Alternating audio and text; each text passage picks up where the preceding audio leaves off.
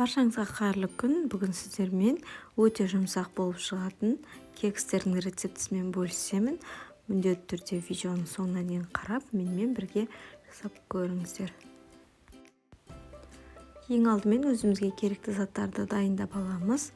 3 жұмыртқа және де үстінен қантты салып, осылай венчиктің көмегімен жақсылап араластырамыз. Немесе вилкамен де араластыруға болады. Ешқандай сізге миксер қажет болмайды бұл кексті жасау үшін. Содан соң үстінен 150 грамм сүтті құйып, тағы да жақсылап араластырып аламыз. Содан соң бөлме температурасында немесе микроволновкада ерітіп алған сары майымызды қосамыз.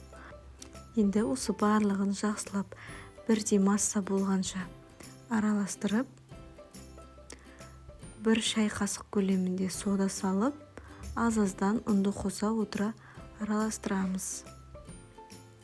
Достар, егер де сіздер менің каналыма тіркелмеген болсаңыздар, тіркеліп кетуді ұмытпаңыздар. Мінекей, осындай қаймақ секілді қою болып шығады.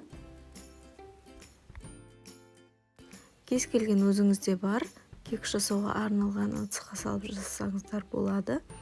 Мен осылай силиконды ыдыстарға салып жасадым. Әрқайсына 2 қасықтан салып шықтым. Ең бастысы, осылай ыдысқа салған кезімізде барынша толтырып салмаймыз. Себебі піскен кезінде оның көлемі тағы да 2 есе болып үлкейіп шығады. Сол үшін осылай жартыдан кішкене жоғарылатып жасаймыз. Негізінде осы 2 қасық жеткілікті. Осы описаниедегі рецепт бойынша 15-16 дана кекстер шығады. Менде осы 12 дана силиконды ыдыс болғандықтан, қалғанын осылар піскеннен соң 3 дана бөлек пісіріп алдым. Неге барлығына орналастырдық. Енді 180 градус қызып тұрған пеште 25-30 минутқа пісіріп аламыз.